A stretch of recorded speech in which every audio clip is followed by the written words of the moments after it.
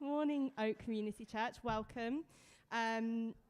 You catch us on a special day today. You might be wondering what is it? We will be starting our service with worship as normal, but we are having Safeguarding Sunday, which is a really, really important thing. I'm not going to say anything else because there's a whole team of people who've been working hard to tell you why that's important. But it's really important that we don't just prepare our hearts in the way that we normally do for church, but just really be preparing our hearts not just to kind of really listen and receive, but open your hearts to kind of really learning and taking things on board. So, yeah, that's all I'll say. We will start our worship. Oh, no, we've got a video. Have we? Okay. I've got signs coming at me from the back. Okay, we're good. Okay, fabulous. So we will start our worship. If you can, please stand. We'll pray. Heavenly Father, thank you for bringing us here this morning. All of us in the room, anyone watching online, anyone watching back on demand, thank you for bringing people to this community, coming together to choose you, giving up our Sundays so that we can show you how much you mean to us and so that we can listen and learn. Father, prepare our hearts for what we're going to be encountering this morning. Soften them, open them, whatever's needed for each person in this room. And Lord, may we feel your presence today. In Jesus' name, amen. We're going to start with a song that Sam introduced a couple of weeks back when we didn't have a band, if you were here for that. If you're not familiar with it, it's fairly easy to pick up. But just in case you're sitting there wondering what it is new.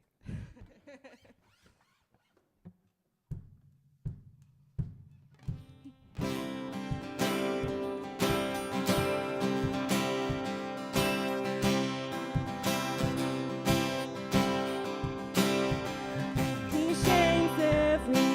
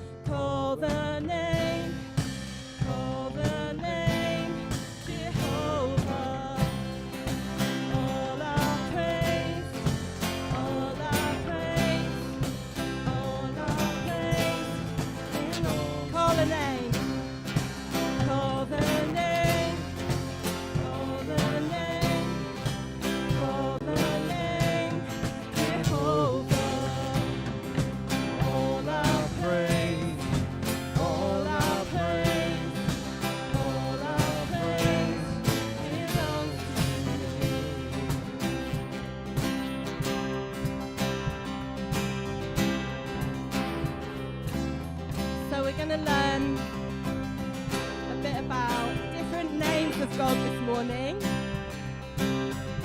It will all make sense. Jehovah Nissi fights your battles. Jehovah Nissi fights your battles.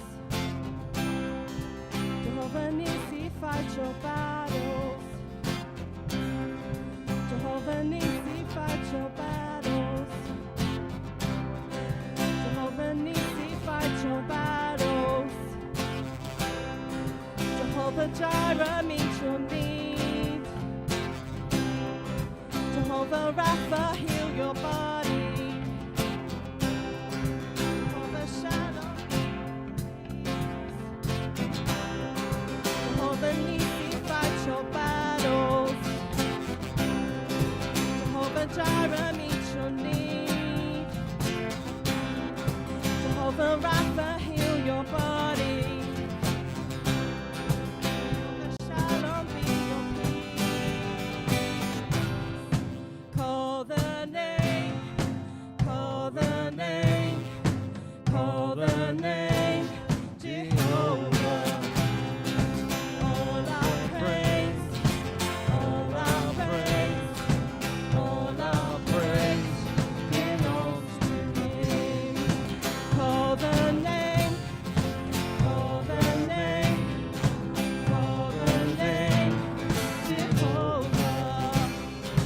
All our praise, all our praise, all our praise belongs to Him.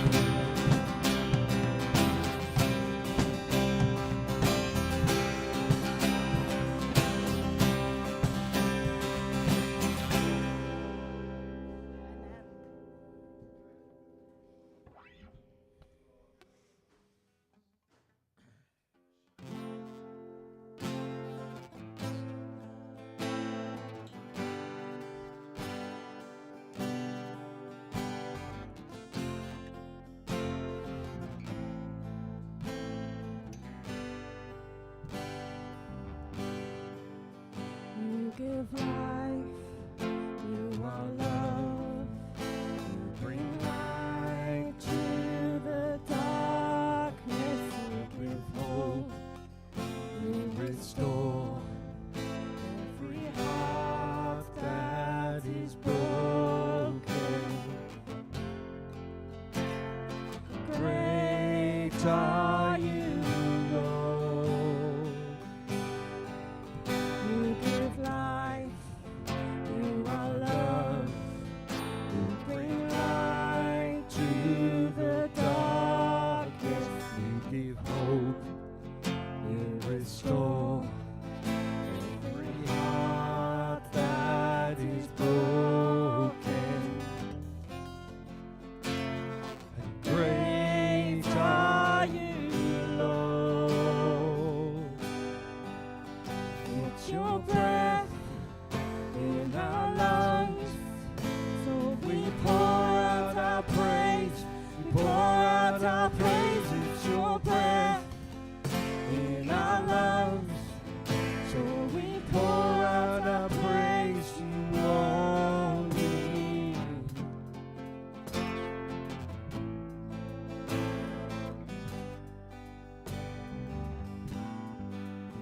You give life, you are love, you bring light to the darkness, you give hope, you restore every heart that is broken. Great are you, Lord. It's your breath in our lungs, so we pour out our praise. We pour out our praise. It's your breath in our lungs, so we pour out our praise to you only.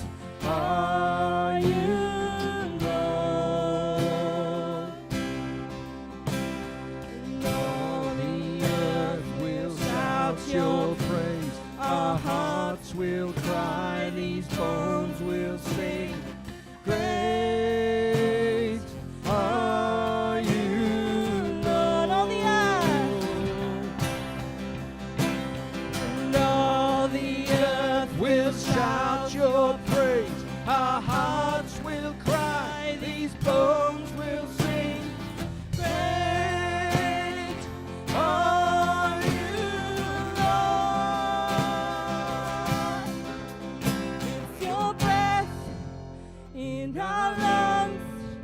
So we pour out our praise, we pour out our praise, it's your breath in our lungs. So we pour out our praise, we pour out our praise, it's your breath in our lungs. So we pour out our praise, we pour out our praise, it's your breath in our lungs. So we pour out our praise to only you. Great are you,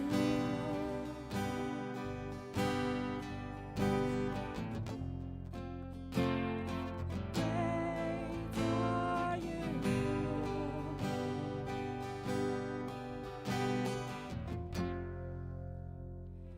great are you.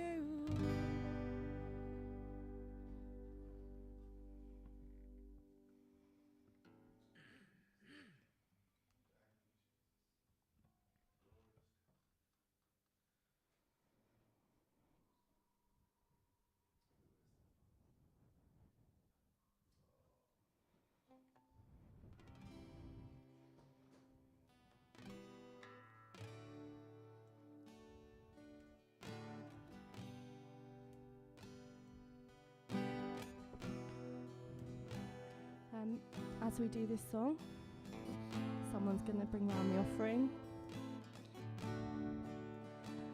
People give in different ways in this church, so if you're already giving online, that's fine. We're not expecting you to put anything in. If you can't give, that's fine too. Give what you can of your heart.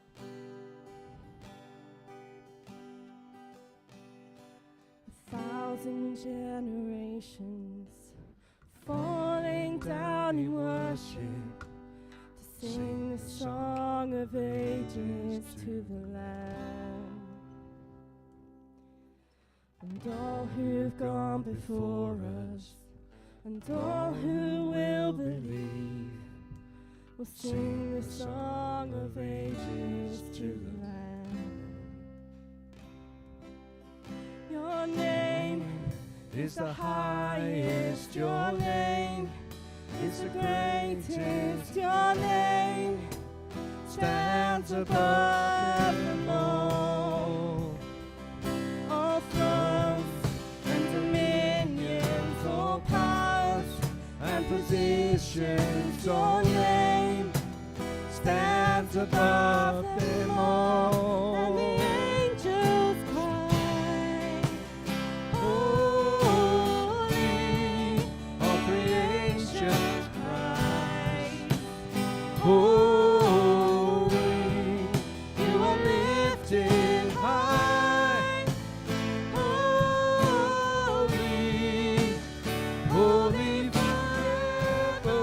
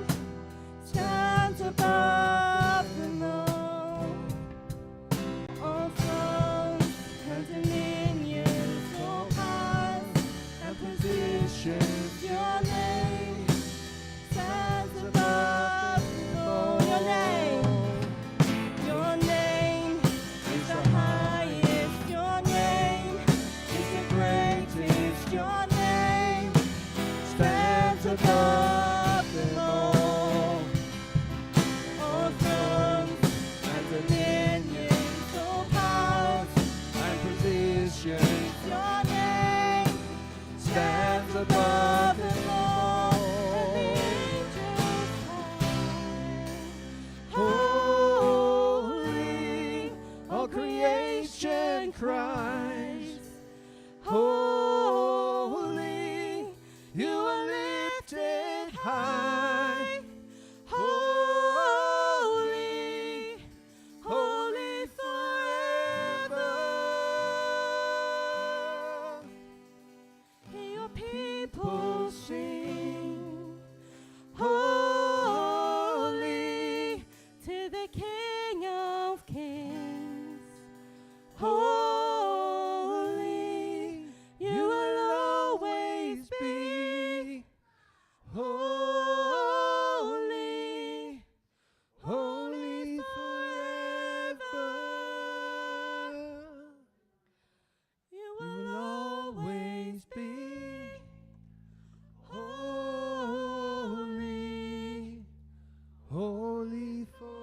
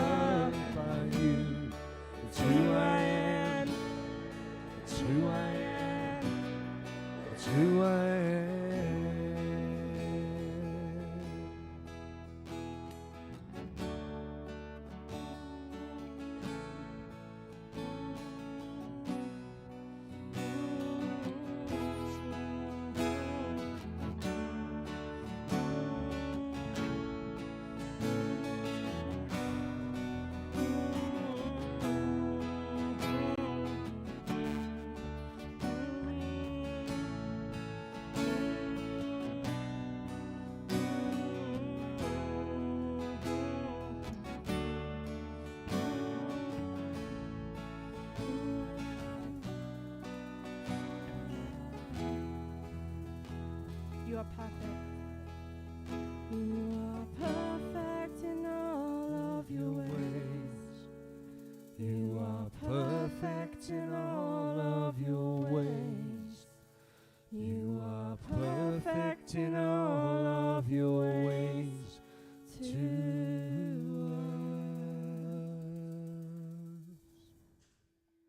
You are perfect in all of your ways. You are perfect in all of your ways. You are perfect in all of your ways to us. Love so undeniable, I can hardly speak. Peace so unexplainable, I can hardly think as you call me. Deeper still as you call me. Deeper still as you call me.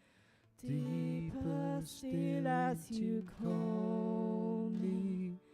Deeper still as you call me. Deeper still as you call me. Deeper still as you call me. Deeper still as you call me. Deeper still as you call me. Deeper still as you call me. Deeper still into love. Hey, Luke. What am I ready for?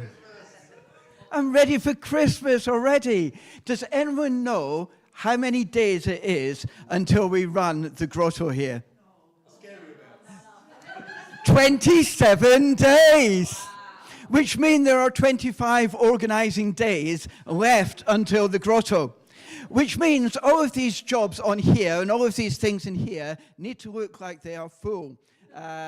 So just to run it past you, this is our third year of running a Santa's Grotto. I don't know what gave us the idea of running a Santa's Grotto. Apparently, yeah, me, yeah. And the fact that we have someone in church that looks a bit like Santa. We suddenly realized that one of the things about poverty in the country is that actually going to see a Christmas grotto in a garden centre, people are paying huge amounts of money, and it's disadvantaging people that don't get that experience. So we run a Christmas experience in the church for our local community. We posted flyers around the local area a couple of weekends ago. I won't let you guess. 18% of the tickets are already gone. Okay, so 18% of the tickets have gone, and that's before we do any advertising. So there are another 35 slots to be booked, and they will go pretty soon. So what do we need? We need welcome teams. We've got some elves that we think we've got set up already. We've got social media around the event. We've got people just standing around and having conversations with people that come in. I think we worked out that we had about 65 families come in to church last year. So we need people to have those conversations with people. We need people to run teas and coffees. What would really help is people that aren't necessarily there all day, but come towards the end of the day and help us put this stuff away. Because in 28 days, it's our family service. So there's a lot going on in there. We've got people that are really specialists at putting up trees. There's some people that are really good at it, and there's some people that okay, let's not go to that part of the announcement. But those of you that are really good at putting up trees, we need you. We need a whole team. We need gift bags buying and put together. Now that's really important because we have 25 working days until the grotto, and we still haven't bought the gift bags. and got them set up. So we need to buy the gift bag. So I urgently need a volunteer. So I've got a bit of paper here, and I'm going to be coming round trying to get some names. We've got tech stuff. Usually that runs itself on the day, but it's still in spare. We've got craft activities. There's so many things to do, and it doesn't work unless you guys all contribute. We can have somebody that looks like Santa sitting underneath a gazebo, but unless there's a huge team round about that, it's a bit rubbish, really. Yeah? So we want to make it the best we can. We want to make it a real blessing. Ros, do you want to say something about the family service? Sorry, thank you. I know I'm having a week off, so thank you. Sorry to interrupt. But I can't not sit still. We had a debrief after the last year's one, and what really struck me, I forget whether it was Sam or Dave or Ros said this, was we have about 250 people come through our door. It's the biggest impact we have in our community. It really is. And, let's be honest, we couldn't host 250 people in one go, right? But throughout the day, they all come through the door, and it's the opportunity to have contact with the church, to experience love, to experience welcome and acceptance. And I know it's about Santa and Christmas, but it's also about Jesus. We'll have the nativity up here, but it's about being welcomed into a church. And so I just can't, I can't add much more to what Dave said, but I want to just say this is an amazing opportunity for us to touch our community and then to see what Christians are like and how we love and care for them. So please, get involved, get volunteered, but just understand why we do this. It makes such an impact. Just to say, it's on the 13th of December between 11 and 4, because David forgot to actually say that. And yes, obviously, if you are church people, get booking, because slots are going fast. So just very quickly, the day after the grotto, so don't relax, because the day after the grotto is still going Christmas. We have our family service, which I call very long-winded, the Junior Church Nativity Family Service, all age service. Yeah, it's basically that pretty much sums up what it's like. It's a little chaotic. There will be tables out. It will be some activities everyone does together. There will be carols and Bible readings, because we've got to get that message out for sure. And it's just a little bit. There's a quiz involved there, Christmas quiz, Christmas story quiz. So get your thinking caps on. If you want to get a little bit ahead, remember, I always have stuff about stars, and we always have maps, so have a little think. So please, don't think it's just for children. It is for everybody. It is a little chaotic, so maybe come with your headphones and deep breaths ready. I know, it is fun, so yes, so please, that's the 14th of December, usual time. It would be lovely to see you. If you fancy dressing up, I always dress up, and nobody else. Well, no, Darren, you dressed up. Well, that was great. So if you want to dress up, either in massive Christmas jumpers or Christmas outfits, or my special favourite, if you want to come as a nativity character, I will be thrilled to bits. We have nativity costumes for any children that would like to dress up and don't have one at home. We've got stashes of the stuff, so just let me know if somebody wants to be something, okay? And our children will be prepping in the next few weeks, so there'll be loud music going on. Right. No, you're fine. So excited for Christmas. So today's service looks slightly different. It's our Safeguarding Sunday service, and if you have no idea what that means, don't panic. For some of us, the word safeguarding is in our everyday life, it's in our jobs, but for some of us, it's not. And you're not alone in the room, right? I know people that know, and I know people that don't, so it's absolutely fine. Hopefully by the end of the service, you'll know what safeguarding is. If you don't, we haven't done our job properly.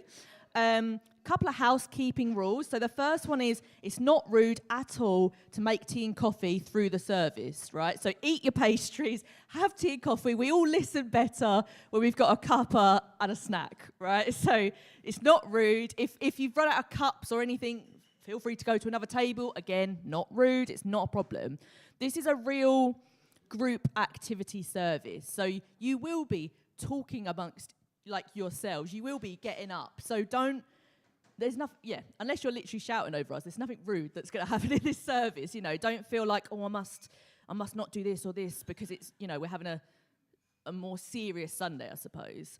The second thing is there are sheets of paper on your tables. If you can resist looking at them until we tell you to, that would really help. I know some people are like, oh, what's on the tables? Just hold back. We will get to it. If you are watching on the live stream, today is going to be very different. We won't have, like if you normally have a preach and you have we have, like, you might see me and some, notices next to it. What you will predominantly see is our PowerPoint. So I'm really sorry. I will send out basically the slides and all our like paperwork and stuff that we've kind of put together on the WhatsApp for anybody that feels like they've missed out. But there will be a lot of points where if you're at home, not a lot is going to happen on the screen. So just prepare yourself for that. I don't want you to feel left out, but it's difficult to do in the room and live stream at the same time.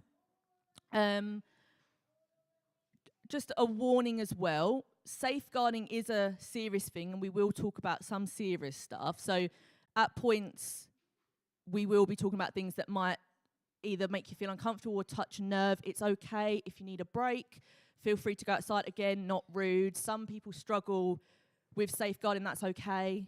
As long as, if nothing else, if you found it a little bit uncomfortable, what would be great is to talk to me afterwards, just so I kind of know if something is not sat well with you or there's a reason why it's kind of triggered you a little bit. That would be really, really helpful. Is that all the notes? Yeah. So we're going to kick off with a video. It is the other thing is, children, we already kind of know, but children, we do have resources on tables. We've got Rory the Lion, it's absolutely brilliant, all provided by 31.8. Again, not rude. Adults, if you want to do some colouring, there might be some resources left. But again, children are noisy, children are fun and energetic. So again, if there's noise from children, that's okay as well. It's not a problem, yeah? So we're going to kick off with the video. Here we go.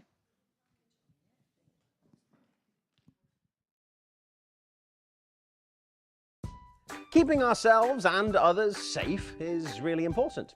Now, the Bible says that God created us, He cares for us, and He wants us to be able to enjoy the world He made.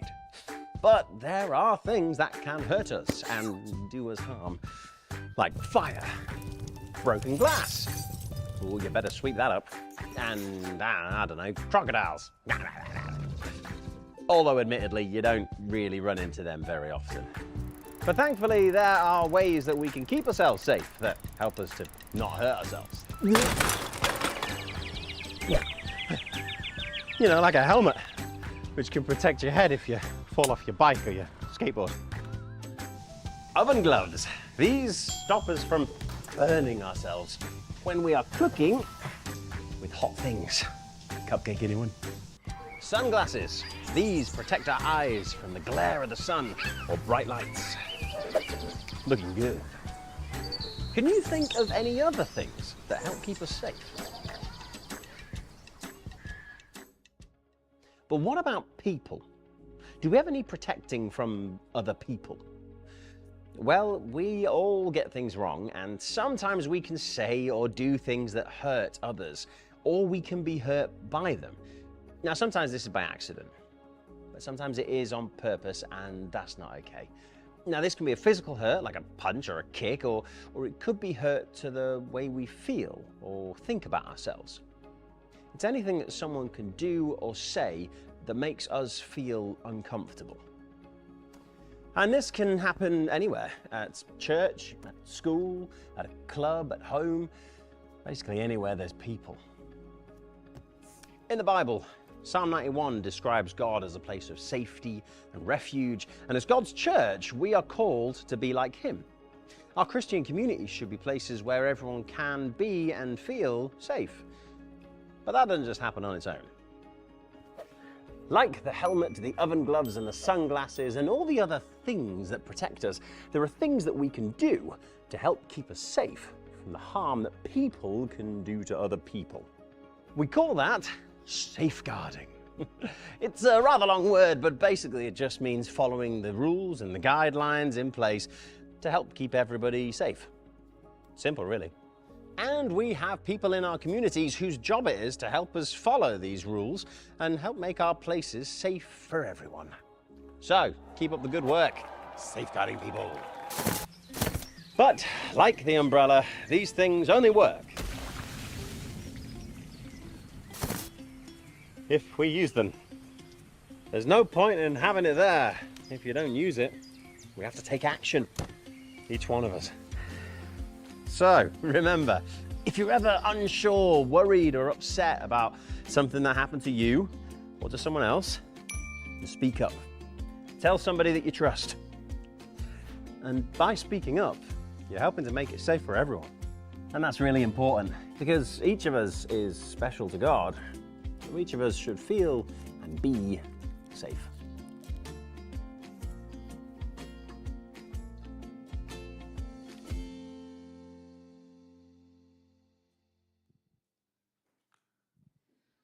So here we go, PowerPoint.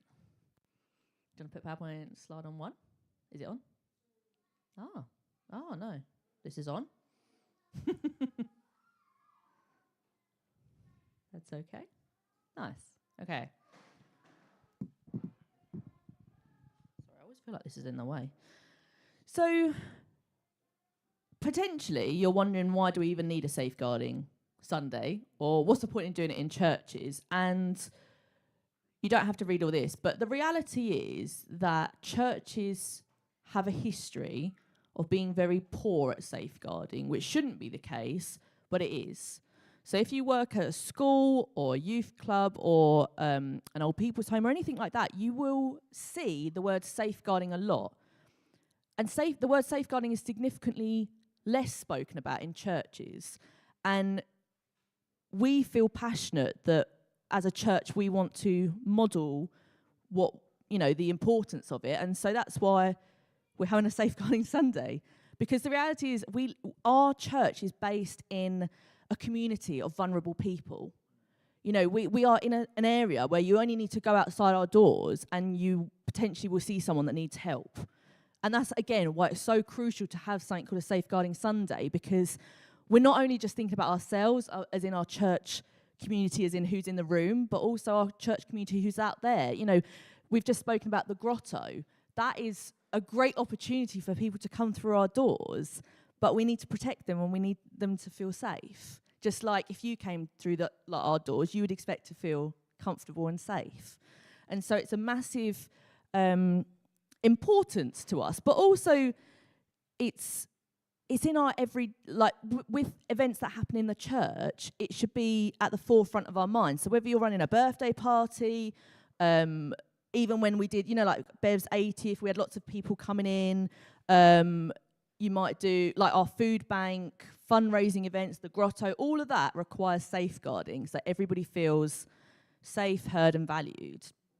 And the biggest, I suppose, reason is that we genuinely believe Jesus modelled safeguarding. Jesus modelled protecting the vulnerable, reaching out to the people that society discarded and ignored. And so if Jesus is modelling that, we want to also model that as his church. And that is why it's so important. There will be times where we will swap between people talking, by the way. I should have said this at the start. So it'll be a mic handover every now and then. So I'm going to hand over to Sam. Lovely. So, I've got my phone. We are, throughout the service, going to look at some different scriptures to kind of not back up why we think safeguarding is important, but just kind of support that, to be like, this is what the Bible says about this. It's not just something that we have to do or we should be doing. It's not a cultural thing that this is what is happening in the world. You should be putting safeguarding first. We're also going to look at some scripture as well. I thought I could read it from there, but I can't. So apologies for my back to you. So we're going to be reading from James 2:14 to 24. This is not my verse. No. This is your verse. Mine is 1 John.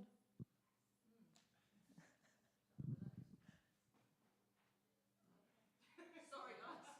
Omitted. Oh, no. What if I didn't have it? It's fine. That's all right. I'm so sorry. That's all right. It might be that I sent you the wrong one. Let's find it. See, we told you it was going to be messy today, didn't we? It's exactly what it is. Right. I will need my glasses for this, though. Thanks, babe. Oh, no, come on. Lovely. So, we are reading from 1 John 3, 16 to 24. So it says, "This is how we know what love is. Jesus Christ laid his life down for us, and we ought to lay down our lives for brothers and sisters. Dear hearts, do not condemn us. We have confidence before God and receive from him anything we ask, because we keep his commands and do what pleases him. And this is the command, to believe in the name of his Son, Jesus Christ, and to love one another as he commanded us." So for me, this verse really speaks about words. And I feel very passionately about making sure people's voices are heard, making sure that people feel safe. And so it just kind of became quite natural for me to sort of take on that job role. I think it's almost increased tenfold because I'm now a mother. And so from a child perspective, I want to make sure that anytime my child comes into our church, he feels safe, loved, and valued. And I would expect that for any children that come through our doors. And then also I have 2 people in my life that have a disability, who are adults. And that's really tricky as well. And that comes with challenges, that comes with feeling sort of left out sometimes or not thought about enough. And so in just my family life, we have to take these things into consideration to make sure people in my family are safe, valued, and looked after. And so it's not even just about the job role that I do, because outside of church, I do work with vulnerable teenagers. I work with kind of people that society sort of writes off a little bit. So I care about that in terms of my job role, but also my personal life is so intertwined with safeguarding and making sure that people around me feel protected, loved, safe.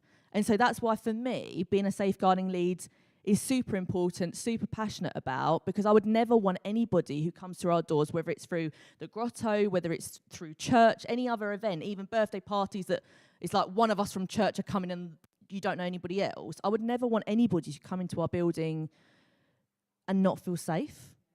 So that's why it's passionate.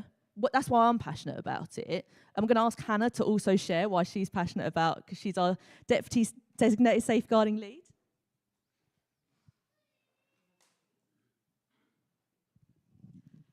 Right. So when Annie asked me to say a bit about why I was passionate about safeguarding, I was a little bit stumped. Because it's not really something I thought about.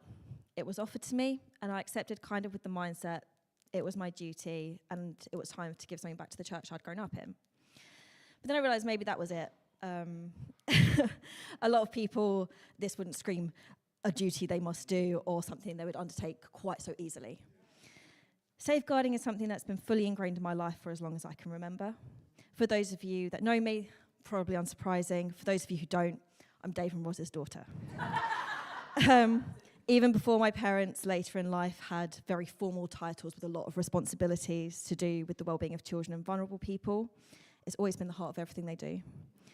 And something I've always been incredibly proud of them for. And with that kind of pride in your parents, it's something you always grow up trying to emulate. Growing up, I was always kind of jealous of the fruit of the spirits of other people.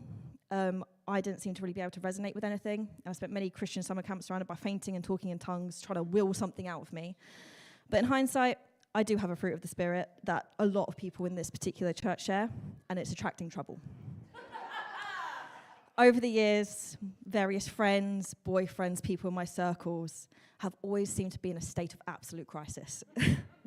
And I remember really resonating with one of Trevor's old sermons where he also begrudgingly admitted his calling to attract trouble when drunk or belligerent people always seem to find him in public, always. But something happens when we brand ourselves a community church, the no perfect people church, the come as you are church, the imperfect people church. We become a beacon to those who need a place of safety, of no judgment, and of our love. And our spirit always reflects that and calls that out. Back to me growing up quickly, attracting the kind of people that I did, trying to help in the way that I did, it's incredibly hard. And sometimes it put me in situations where I didn't always feel safe as well. But coming to church on Sunday did, and being surrounded by you did. A lot of people come through our doors and feel safe. If you look around today, a lot of people probably isn't what comes to mind. But so many people have come through here as a safe haven. And safe havens aren't always permanent. They set people up for their lives. They set people up for their journeys. They were where they needed to be to feel whole and safe. Some of them moved on, being safe and being able to move on. We have food bank and warm space and common chats. We've had baby groups and kids clubs and elderly lunches, and we've been a safe haven for this community. We have had people quite literally lost, homeless, drunk, confused, walk through our door and immediately met into the arms of people who spoke to them, fed them, and let them stay and be warm. We have our Christmas grotto where families with SEN children feel that this is a safe haven they can bring their child to actually come and enjoy the magic of being a child without any stigma. So when I was thinking of duty, I realised it was a lot more than that. It was about protecting this space, protecting this community so we can continue being a safe haven where people find Jesus. We believe in an omniscient God. So when I talk about finding Jesus here, I mean the example of Jesus we find in our community. And part of that, it's speaking up on behalf of the vulnerable, raising our voices when we see or hear something not quite right, and also holding each other accountable. So it turns out I am passionate about safeguarding. This is something I'm really proud to stand here at the front today and talk to you about. But that passion comes from you. It comes from this church and its history and its actions. And it's why I care so much about that duty of pouring back into this church that I grew up in so we can continue our work. How do I follow that? Come on. I'm so moved by that, Hannah. I can't tell you. Like, I need a minute. Thank you for sharing, so honestly. So I am the safeguarding trustee. I'm also the chair of trustees. And my heart of, being passionate about safeguarding stemmed from when I was a teacher. I worked in a primary school a mile down the road from here, so I was interacting with the families in this community. And bless them, some of them are broken. And, spending every day with those children and caring for them and loving them and trying to make them feel safe to be able to go home to sometimes awful things was kind of where it started for me. And then being part of the trustees, I took on the safeguarding trustee role purely because I was the one who had the most knowledge.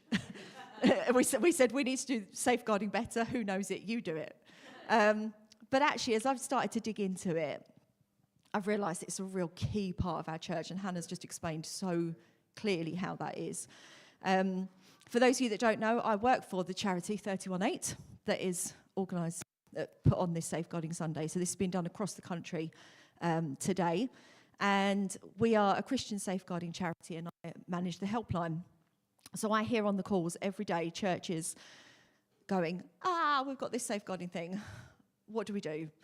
How do we do this? And I'm also learning so much about how we can do safeguarding well by hearing those calls with people going, this happened and we haven't done X, Y, and Z. I'm like, okay, we're going to do X, Y, and Z so that we don't end up in that situation. As the trustee, we have a role. The government expect us to do safeguarding. It's part of being a charity. You have to have a safeguarding policy. You have to do that. But we go further than that. It's not just because we have to. We want to keep people safe here.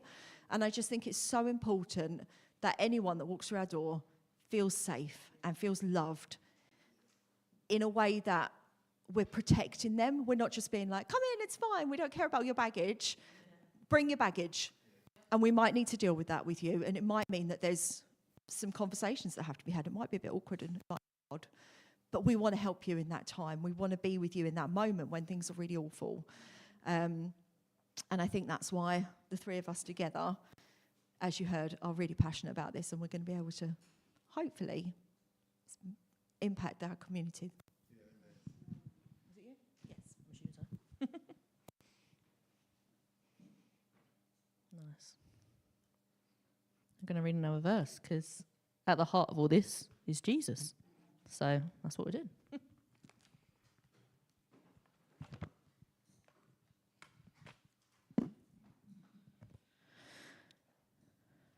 So Luke 8, verses 43 to 48. That's what I'm going to read out. I'm looking for that now. Nice. And a woman was there who has been subject to bleeding for 12 years, and no one could heal her. She came up behind him and touched the edge of his cloak, and immediately her bleeding stopped. "Who touched me?" Jesus asked.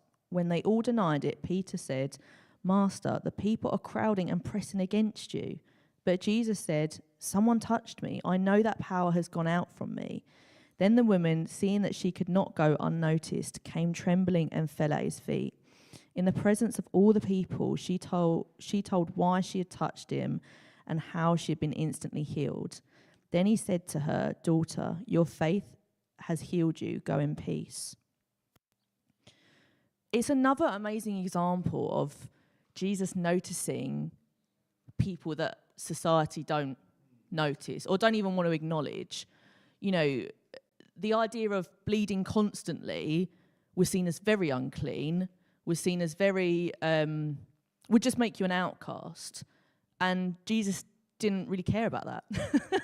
And even when his disciples were like, "How on earth would you notice who it was?" Jesus is like, "No, something's happened here." And, you know, at the heart of safeguarding is that awareness that's like, something's going on here. Something, I'm noticing something. It's the awareness that is non-judgmental. You know, Jesus didn't make a big song and dance of like, "Oh, well, you've got a load of problems, so that's obviously why you came." You know, there was none of that. He just told her to go in peace. And again, when people come through our doors, that's what we want people to go by. Again, what Hannah and Sam shared about people feeling safe and feeling at peace when they leave, that is the heart of safeguarding. That is what we want to model. And Jesus did a very clear example of that with the woman that was constantly bleeding. We're going to do a little interactive activity that Sam is going to introduce. So you've heard enough from us for a minute. So on your tables, you'll find in a minute this sheet. So it is double-sided. It's probably in the pile there. It is a safeguarding quiz sheet. You can do it individually. You can do it in groups. It's not a test. We're just wanting to get an idea of where people are in the room. What do they know? What don't they know? And hopefully you're going to learn some stuff as well. So, yeah. I would just say as well, again, in a world where there are some people in this room that have a lot more knowledge than others, if you are one of those people and you're sitting on a table with other people that have lots of knowledge, please move. Sorry, but let's not get too comfortable here. Move to another table, right? Because we want your knowledge, we want your expertise for people that maybe aren't so clued up about it or aren't so sure. Again, it's not a test. I don't know if there's a sheet for everybody per person, so there definitely will be. Oh, there's more here. Lovely, great. So, yeah, do this table. Give yourselves a couple of minutes, and then we will feed back.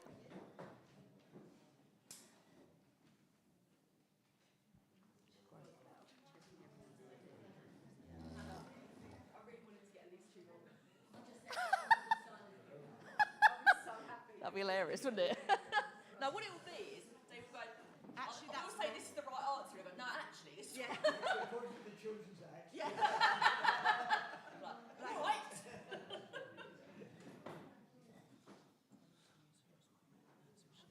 Okay.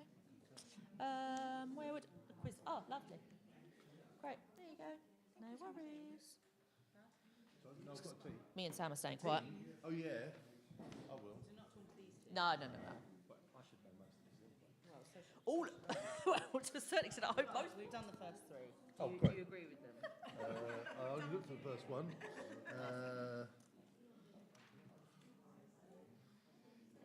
Yes, I agree. I concur.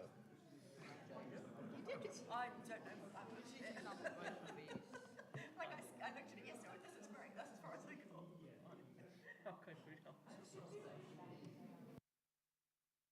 Doing the scenario answers. Okay, it's me. Yeah, so you do this. Yeah.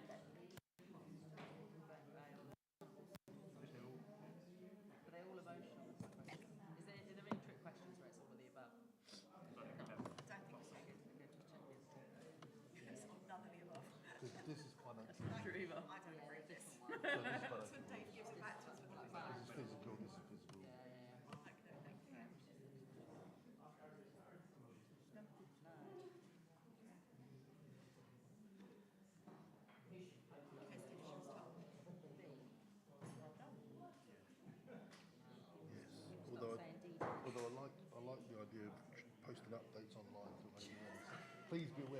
has told us. Oh, I know.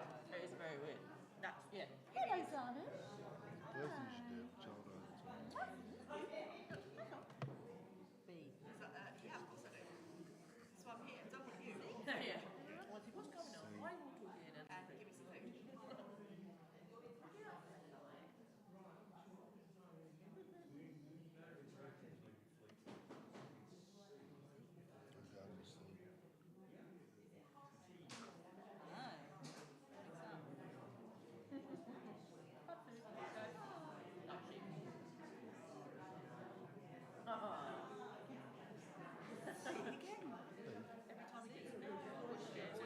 Oh, sugar boy. Sorry.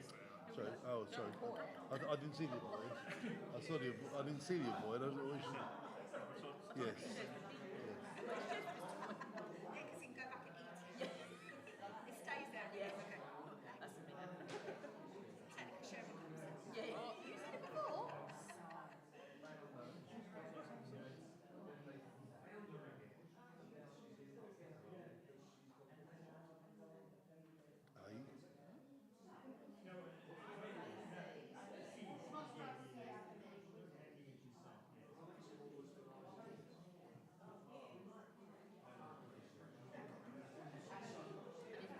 What's happening? Yeah, but it says leave requirement only. So I'm like, it's not. Yeah. Why say yeah, I want to say it's A and B. Well, you can't have only. I know. Yeah, it's not only. So that's the It's not saying Jesus is the only way, and so is Muhammad. Alright, okay. Get a grammar lesson from your dad now. I want you to feel valued. Thanks, yeah. Don't feel safe. That's the emotional abuse bit. Humiliating people. Yes. Oh, I like this is a new one. You're not meant to read things ahead of time. So ODB. You can look at Kerry's colouring if you want. That's awesome. That. Good, isn't it? It's a mask. Yeah. She told her to put it on, but she didn't. I know, me too. That sounds more in line. Yeah, he was more in the tiger. Yeah, she said. Tony the Tiger. They're correct. Hey, oh. Yeah. It's not going to be on, is it? I'm going to give a 1 minute warning. A 1 minute warning.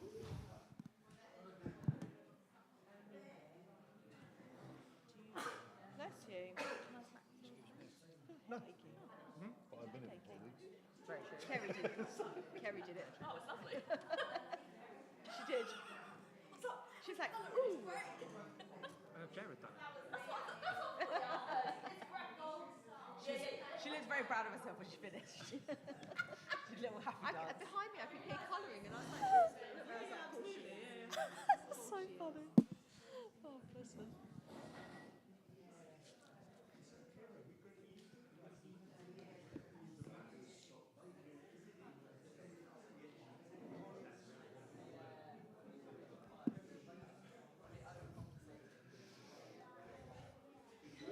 Okay, I'm going to ask everyone to come back.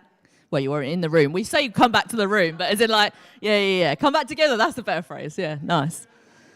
So, I should have said at the start, sorry, lots to remember. We are going to have a Q&A session at the end. So if through any of your discussions or anything that we are speaking about and you have a question, write it down on a bit of paper somewhere. Ask it at the Q&A time. Otherwise, we might have a little bit of going over things that we were going to talk about in the next slide or whatever. Okay, so again, like Sam said, this is not a test. So there's no, oh, I need to put my name at the top, or there's no like, oh, I didn't get any right, I must be terrible. There's none of that. It's generally just to see what kind of knowledge we have around the room. So we're going to go through the answers.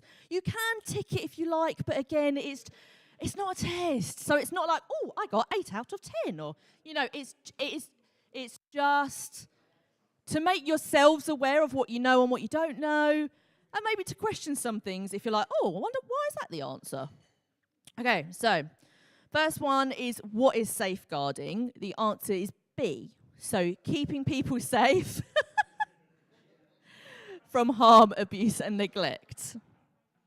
And again, if you don't know about abuse or neglect, or these kind of words aren't in your familiar vocabulary, don't worry, we will go over it.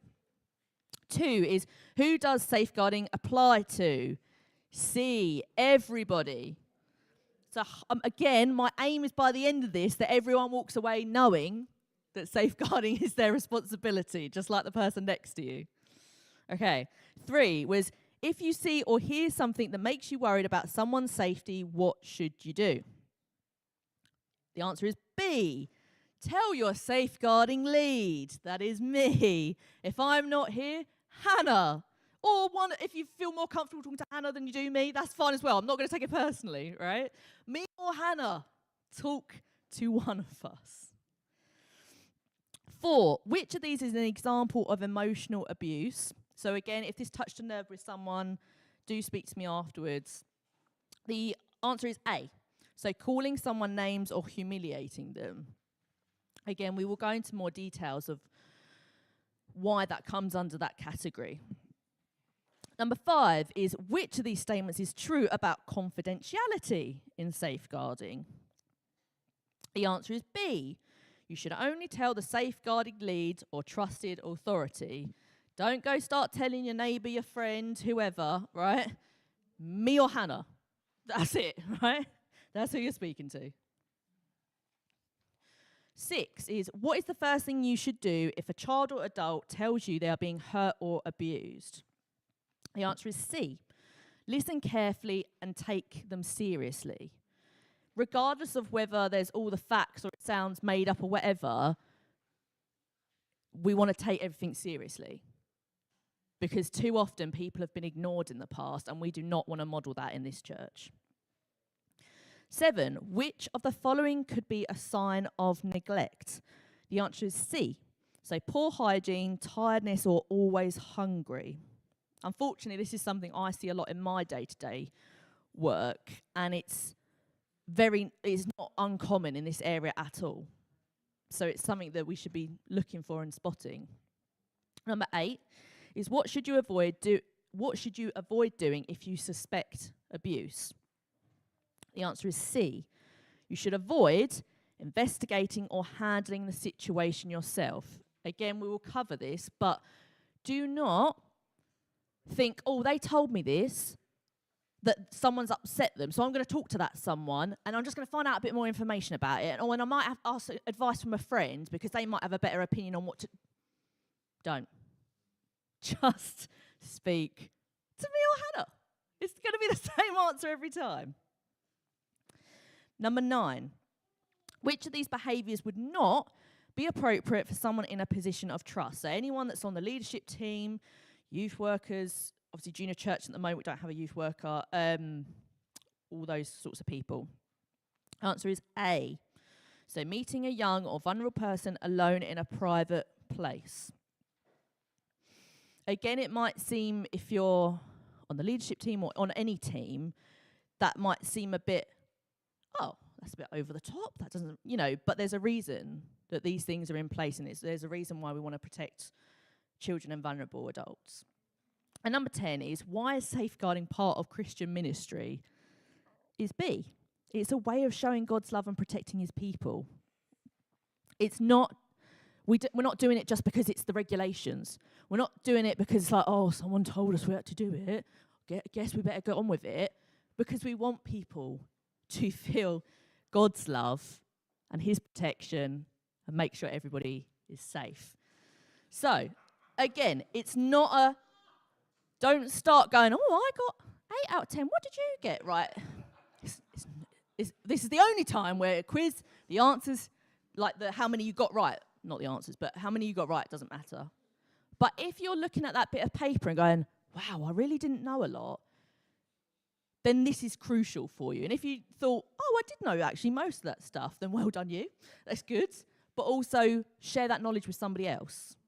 We are all a family, we're all a team in some respects. And so if you're looking and going, oh, I didn't know much of the answers, but the person next to you was like, oh, okay, like you were more confident, have a conversation with them. You might be able to share expertise. I've lost my other bit of paper. No, it's here.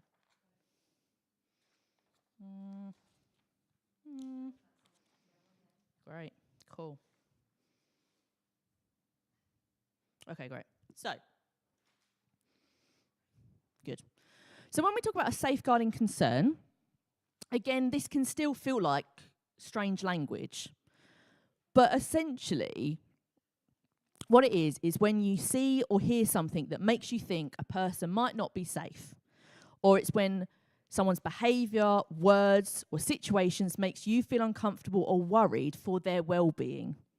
So if someone is saying to you that they're having a really tough time at the moment, and there's an adult like my mum that I live with who tells me I'm no good every day, and you think that's really sad. There should be that next part, like that next step that goes, and I don't think that's right. So I better tell someone about it. Me and Hannah, that's the somebody. Or if you think someone is being hurt, taken advantage of, or not being looked after properly. So again, it's easy to talk about I find it easy to talk about children, but we do have vulnerable adults in our church and that come through our building, especially through things like food bank. So if you feel like they're not being looked after properly, it's a worry. Talk to me and Hannah. If nothing else, in my work, we always say it's better to report something than question, is it a safeguarding concern? I'm not sure, so I won't say something. Just say something, right? Because you're not going to do any wrong by speaking to me and Hannah about something that you're worried about. We will take it from there. Again, if you're worried about someone's safety, so if you genuinely feel like someone is unsafe in their home or a situation like at their workplace or anything like that, it's better to talk to me or Hannah. It doesn't mean that we have all the answers, but what it does mean is that you've highlighted in your brain, I'm worried about this person and I care about them and I don't think what's happening is right, and so I'm going to do my duty to talk to somebody about it. Me and Hannah is the somebody. So the difficulty is in churches that we have, it's easier in schools or in my workplace to differentiate between, because I work with children, if a child comes to me and is concerning, I'm like instantly, you report it. What's difficult is in churches we have personal conversations between friends, and we have other conversations between people, adults, children that you might not know as well. And so the difficulty comes is, when is it, a friend was confiding in me and, we're just having a personal conversation, and when does it tip over the line of safeguarding? Should have said this first. These are the 10 types of abuse. Now, normally, I suppose for a while there was four that people spoke about. So physical, emotional. Hang on, what have I written down? Yes, sexual, and then neglect. However, there is so much more, and there's new regulations and stuff in place. So some things that maybe are less you're aware of, but probably are the most likely is things like financial or organisational or discrimination. I've experienced that in my workplace. I've seen other people experience that in their workplace. And again, I know it's the difference between work and church, but we want to be a safe space for these people. So these are the 10 that you're looking out for. Again, if you're not entirely sure what these 10 mean, come speak to me, Hannah, or Sam, depending on who you're comfortable with, because we can explain it a little bit more in detail. Some of these are self-explanatory and some of these are harder to spot. But again, it comes down to, if you hear anything that makes you worried or concerned about someone else's well-being, speak to me or Hannah. Yeah, it's as easy as that. It doesn't have to be overcomplicated. It doesn't have to be like, when things get really bad, that's when I'll talk to Hannah or Annie. No.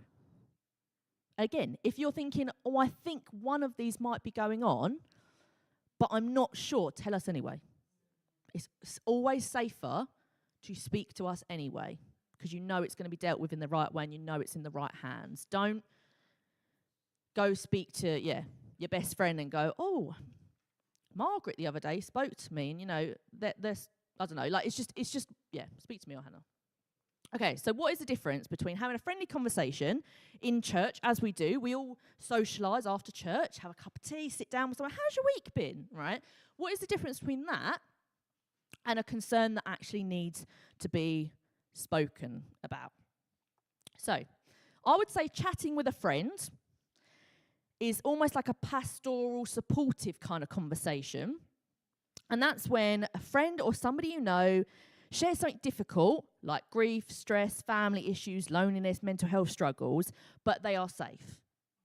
So they're sharing with you, they're having a tough time, but I'm working through it, or I've got a really good support network, or I've got this in place. I'm going, you know, whatever it looks like, but you know there's no immediate risk or harm or abuse going on. It's okay to talk to friends and not have to tell me and Hannah all the time. We don't need to know every conversation you guys have, and also we don't need to know every tough conversation you might have, but we do need to know if you hear or speak to somebody and the radar's just going off and going, something's not sitting right with me, I better speak to them.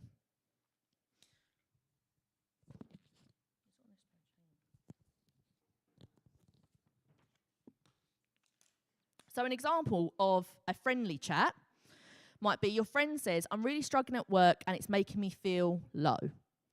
That's something you can listen to, support, encourage them, and maybe suggest, you know, have you got someone to talk to about this? You might want to talk to your manager at work or anything like that.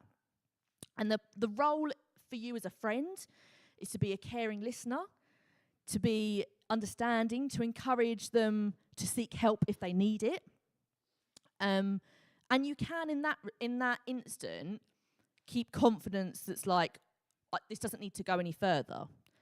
But the difference would be if it was, I'm really struggling at work and it's making me feel low, and I've noticed that I'm the only one in my whole team that gets treated like this way, and I wonder why that is, and I'm always spoken down to, then your alarm bells go off and go, this doesn't seem quite right. And, you know, I know it's happening at work, but this person comes to our church and they're our friend and it needs to be spoken to.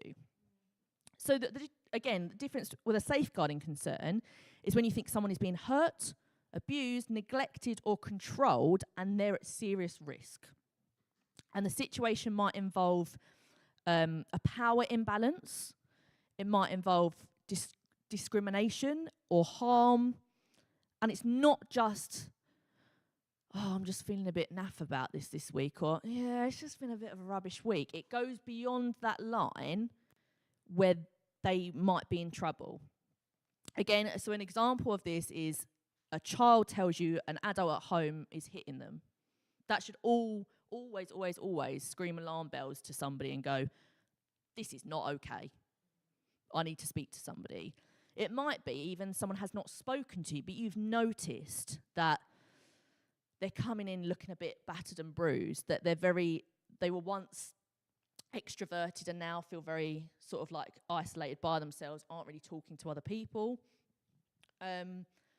Another example could be an elderly person tells you that someone is not feeding them correctly, like a care, people that come visit you. And that doesn't seem right either. They haven't eaten for 3 days and you think, what? That's a basic that needs to be addressed. Again, if you're reporting a safeguarding concern, again, just like a friend, you want to listen calmly, try not to react too much, take it seriously. And I'd hope everyone would do that just because I know there's a lot of care and love in this room. The biggest thing is you can't promise to keep it a secret. So this is a massive, massive, massive one. And every year or any job that I've done training in, this is one of the first questions that is asked, which is, can you keep a safeguarding concern to yourself? No.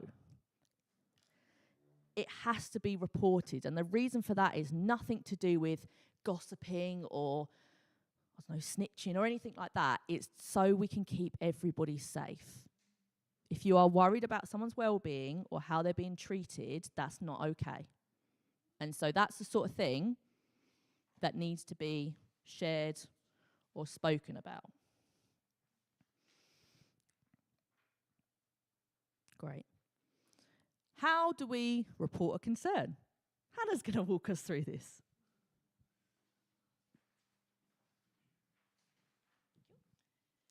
Right, so at the front of the church in the foyer, there are these blue forms you will see. There might be a different place for them eventually, but right now, they are at the front of the church. This is our cause for concern form, and we have made it relatively straightforward to follow because simplicity is really key so we can get all the vital information out. To quickly run you through, it will have the name of the person you're concerned about, the date of any incident or any evidence that came to you, the time and the location, if you know things like that, and the nature of the incident as well. We need you to record any of these details factually and as simply as possible. Do not add your own personal feelings to anything. That's really important. We all hold natural biases, and especially when we're talking about people we love and know we're concerned about, we need to make sure we are recording facts and facts alone. So things that you might want to report, let's go through them. So if someone's disclosed something to you, that is like Annie was talking about, if you've had a chat with a friend and now something has come up that you'll go, trigger those alarm bells. You write, this person spoke to me at this time, at this date, about this thing. Whether it is an increasingly low mood that's made you worried about their mental health and you think that something's going to happen, whether they're reporting something that's been done to them and their safety. You can also write down things like if you've noticed the change in behaviour. Like Annie said, if someone's bubbly and extroverted and just suddenly they're withdrawn. Suddenly their mood is dipped, suddenly something's changed, but you're not quite sure what, that is fine. If you're worried about someone and it's not your job to sit there and dig and get them out of it. If you've noticed that change in behaviour and you go, oh, I don't like that, write it down. Any injuries that you see on people, if you suddenly see, and it's not even to do with children, but if a children suddenly comes in and it's like, oh, they're a bit malnourished, they're a bit dirty. And that goes for adults too. Oh, we have vulnerable adults, and it's not always people who you think are going to be vulnerable. We need to keep a check on each other. If there are any witnesses as well. So we need to know who is involved in this situation. Someone might have come and disclosed something to you and another person, and it will be really vital for us to get information from that person as well and know who's involved. If you've witnessed an attack, if you've witnessed someone say horrible things to someone, we need that information as well. Now, something that is really important, and it's come up in my job a lot, is anonymity. It is really, really helpful in these situations to know who we're talking to. However, we can also appreciate sometimes you have that, I don't want it linked back to me. You can raise this anonymously. It is an additional help if we know who you are, because we can come to you and get more details. So with how we submit these forms, with all of that in mind, if you want to submit it anonymously, we can have envelopes provided and they will be dropped in a secure location, or you can hand these directly to Annie and I. There are also online forms on our website for those who are maybe able to do that. It's more secure. These are not things that are going to be found. This is GDPR, very secure paperwork. These are not going to be left anywhere in the church for anyone else to find. This is for mine, Annie, and Sam's eyes only, and that information will be kept secure. So, a bit serious, it is very easy to follow. We've made it as simple as we can. If you want to go look in these forms and you don't understand anything, come and find us. We're not going to assume you have a major concern if you're worried that you're going to have a sit-down conversation. But it's really important that this is clear and understandable to everyone. So if it's not clear, come and tell us. We can make amendments to the forms to make sure that they are really clear and easy to follow, to understand. Okay?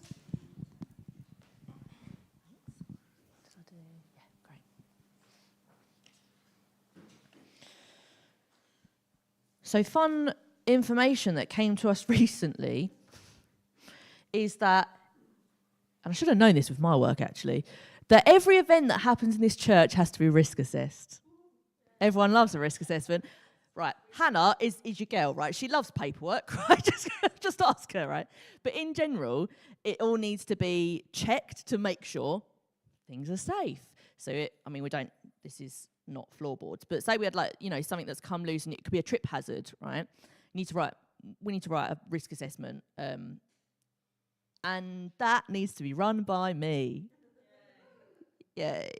No, so if, in all seriousness, if you are planning any form of event, and that could be in the church, like the other day when we did like pumpkin painting or my son's birthday party, they all need risk assessments. And they just basically need to be run by me, just so I can check safety is at the heart of that risk assessment, and we're making sure we're putting things in place to make sure anyone that comes in our building is safe. Great, yes. We have a template. Come ask one of us. Pretty sure we probably all do risk assessments in our jobs, so how many weeks in advance? That is a perfect question, Kerry, that I will have an answer in the Q&A section for you.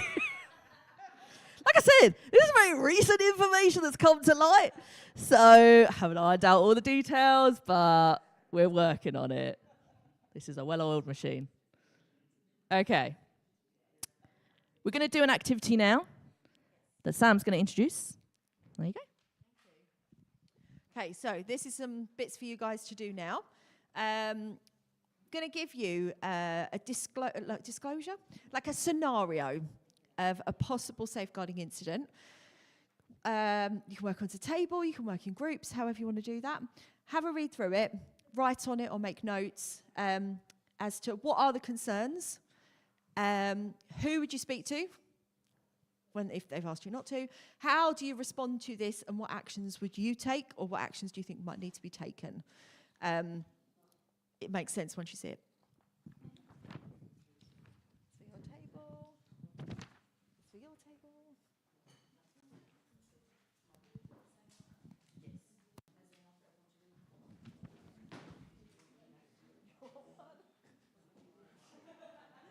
You guys want one? I'll pass one back. No, children we're starting with.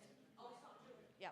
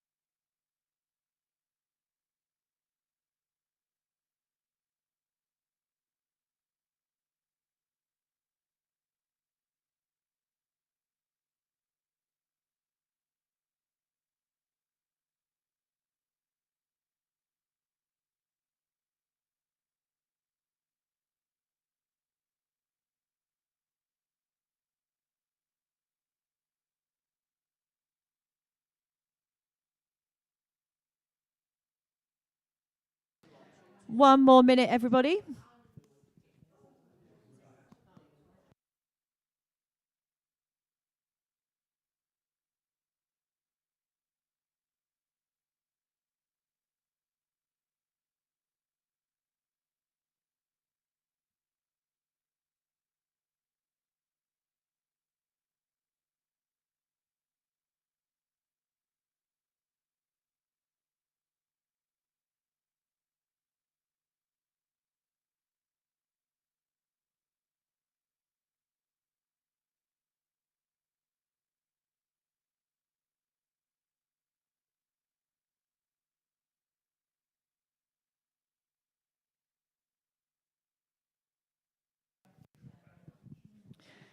Right, everybody, back together. Oh, I know that was loud, sorry.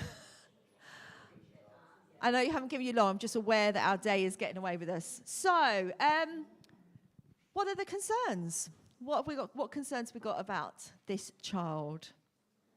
It's your turn to share.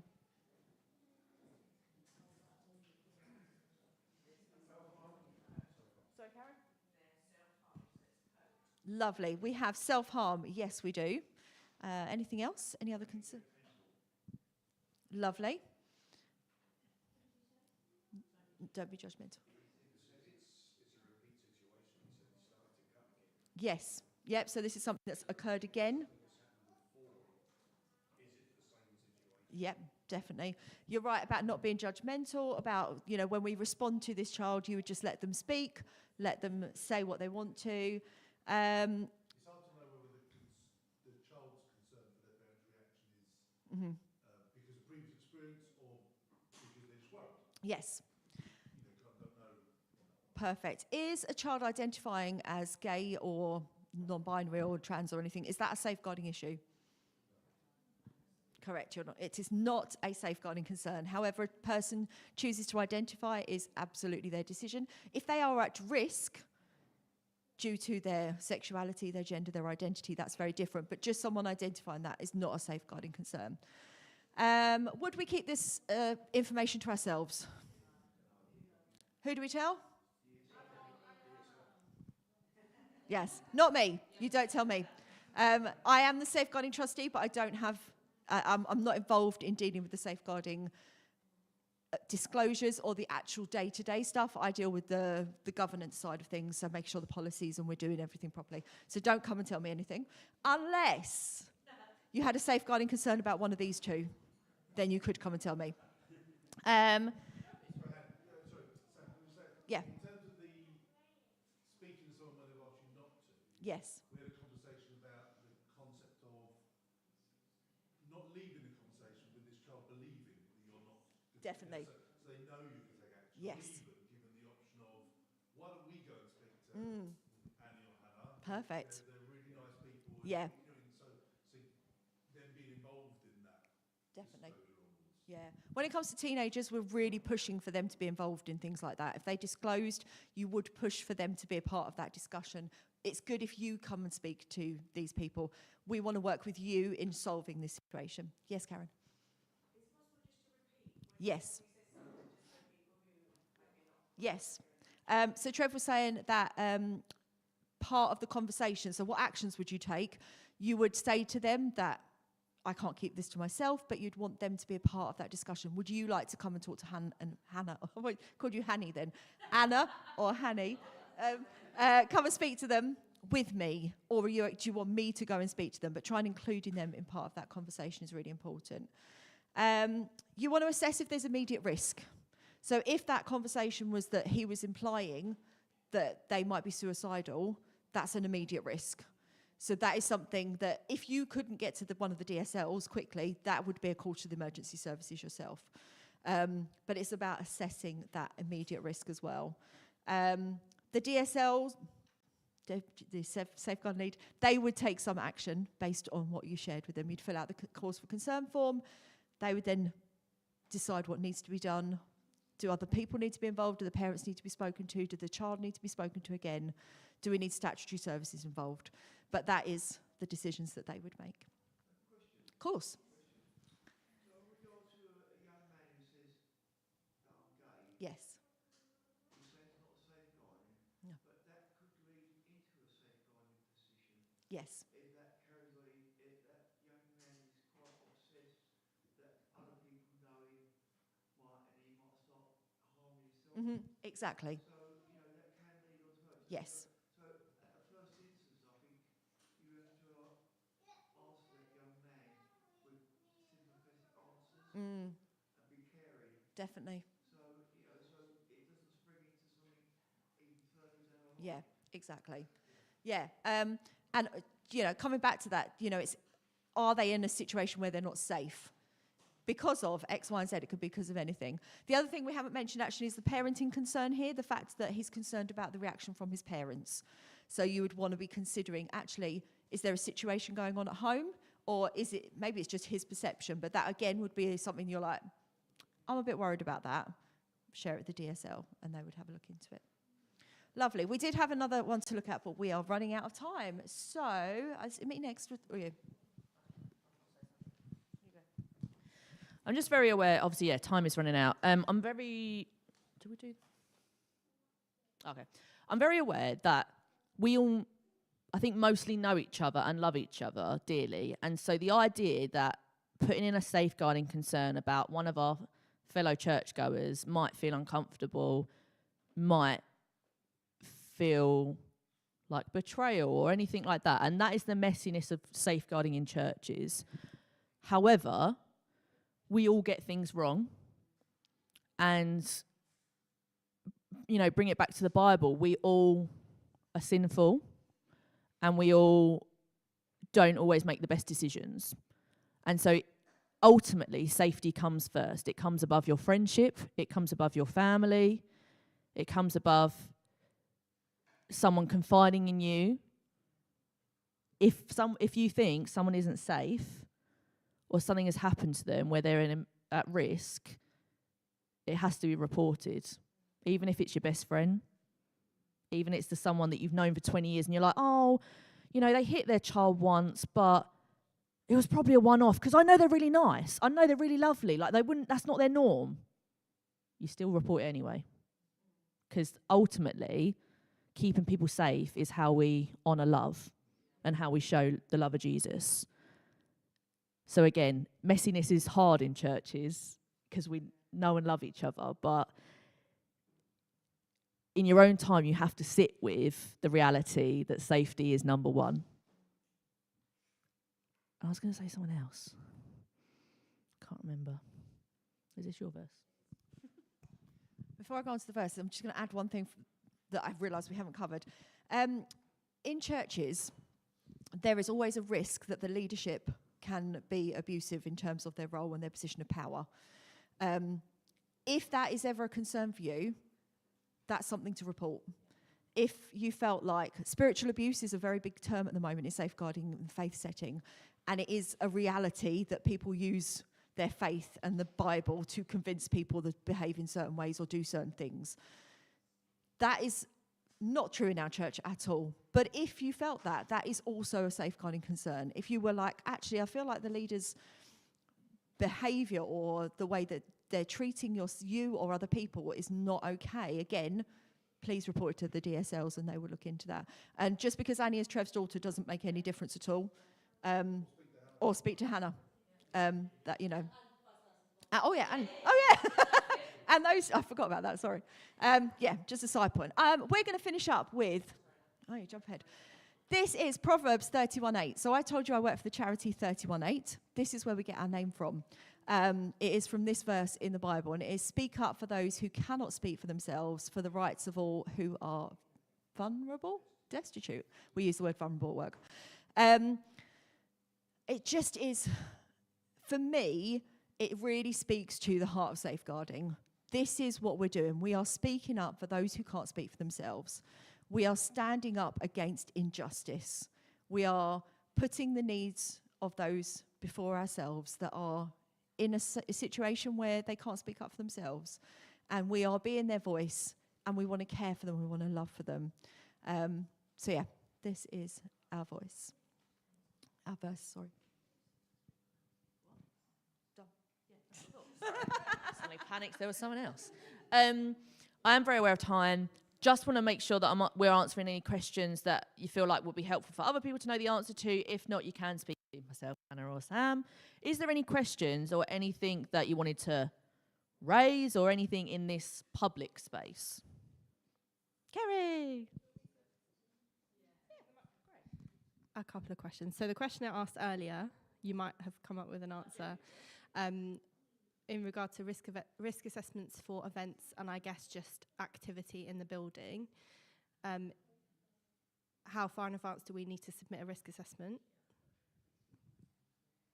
I'm going to say a week, like a week before the event. Great. And then the other question I had was, I'm saying this because there's a group of us who run events at the church more consistently than others. If we are running an event and there is a disclosure or an observed safeguarding need, but either you or Hannah are not on site, what is the procedure for reporting?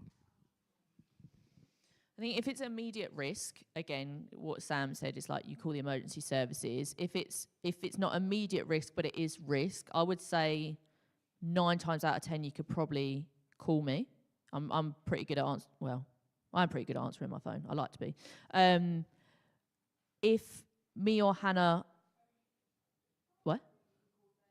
Yeah, or call 318. Yeah, that's a good shout, to be fair, actually. Sorry, I was just talking about ourselves. Yeah, these little cards, I really would encourage you to take one home. It's got 318's number as well. You can seek advice from them. If me and Hannah aren't around, Sam is your next person. If Sam is not around, Trevor is the next person. Is that right? No? Yeah? I think so. Yeah, basically, the idea was me or Hannah, give us a call. I am on the WhatsApp, so if you're on the WhatsApp notices, you can find my number on there. I can probably share it afterwards. It's on the posters. Yeah, good. Okay. Yeah, so earlier, it's on the website as well. Okay, sorry, I'm just thinking out loud. Correct, yeah. So that's what I'm saying. So, like, if you think they're at risk, but it's not immediate risk, then you can call. But if you think, I'm just worried about that person, they're not at immediate risk, they're not, like, there's not a risk tonight or today, then, yeah, fill out a form. You can also fill out a form, take a picture of it, and WhatsApp it to me or Hannah, whoever you feel more comfortable.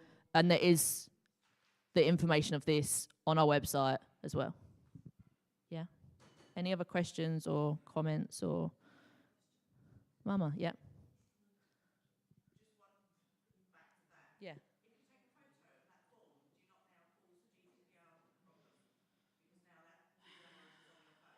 Yes. Do the online form instead. Yes. GDPR is not my strong suit. Okay. Yeah. That's helpful. That's fine. The other question. On the busy thing. Yeah. Question 4, what service is an example of emotional abuse? Yeah. Obviously, A was the answer, but I also put down D because there could be some sort of controlling emotional abuse. If somebody was, let's say, Dad does my medication, he could hold that over me and cause some sort of emotional abuse with medication. Ignoring the medical condition. Where's the clicker? No. I don't know where it is. Oh, it's there. Sorry. Okay.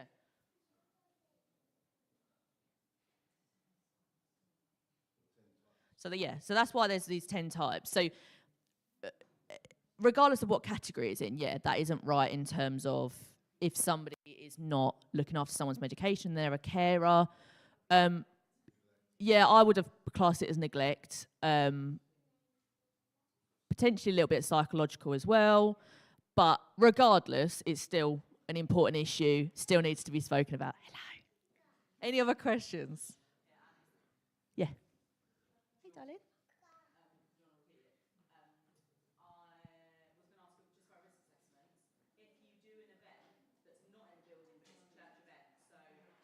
Such as?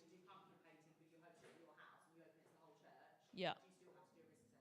Yes, you still need to do a risk assessment if you run something at your house and it's to do with our church. So you don't need to do a risk assessment if it's like, oh, Kerry, Sam, do you want to come over and watch a movie with me? That's fine, that's friends. If it is on the WhatsApp, hey guys, anyone want to come around my house and watch a movie? It's a church event, regardless of whether it's in the building or not. Yeah. Any other questions? No. I'm going to ask Hannah to close in prayer. You guys have been great. Lots to think about, lots to reflect on.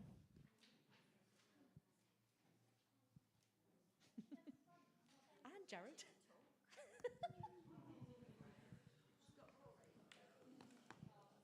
Right. You're just going to be quiet while I do the talky bit, yeah? Right. We're just going to close in prayer. God, we thank you for the gift of this church, a place that has long had its root in safety, welcome and love.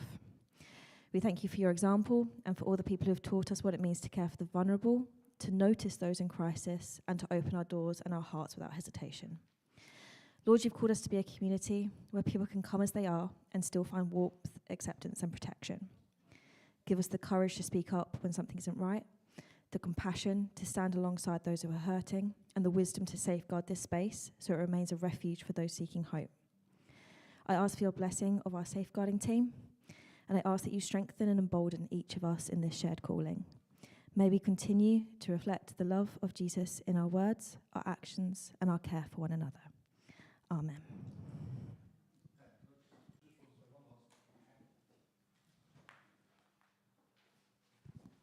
I was just handed the feedback form, so I'm guessing this wasn't what I was going to say, but yes, there's a feedback form, and I'm sure these guys would super appreciate that. I just want to say a few things. Firstly, do you know how many churches dedicate an entire Sunday, rip up the preach, and just focus entirely on safeguarding Sunday? Anyone know any churches? I don't know, but my answer is not enough. Yeah. Yeah. Yeah. Yeah. So if you think, well, I've never done this before, this is odd, more churches need to. Some thank yous. Firstly, thank you guys for engaging with this. It's a long morning, a lot of information. You've all stayed super focused and energised, and I really appreciate that. Secondly, thank you to the safeguarding team. Takes some effort for them to pull this together, to prepare this, and all the work they do behind the scenes. And just lastly, thank you. There's nothing to do with this morning. Obviously, Karen and I have been away for 3 weeks. We haven't had to do anything. I haven't had to do anything. Karen's been working this morning, but I haven't had to do anything. And we're super appreciative of everyone who's just kept everything going so wonderfully. What it means is we're now looking to how we do less and less, because you guys did it all fine without us. So, right. So the question I want to be asking many people is, what was better while Trevor and Karen was away? Because we want to learn from that. But massive thank you to everyone who's given us the break. It's really been a good break, and we're pleased to be back. Other than that, it's not done yet. We're almost done. It's just a very practical thing, and please eat any food that is left over. If somebody could help with the washing up / putting, like coffee granules and tea, clearing up, that'd be great. Feedback forms, you don't need to put your name on it, but what would be helpful is let's just say if you fill a feedback form, can you just put it on the stage for us, because I'll collect it afterwards. Please look at the resources. Please take one of these home. It's really, really important. Put it in your wallet, in your purse, in your handbag, wherever. There's also a sheet that has victim survivor support as well. So if this is something that's kind of touched a nerve or is close to your heart or anything like that, this is also a great resource. You can take a picture of this one. Sorry about earlier. You can take a picture of this one, but also take it home. Have a blessed week. Nice, good.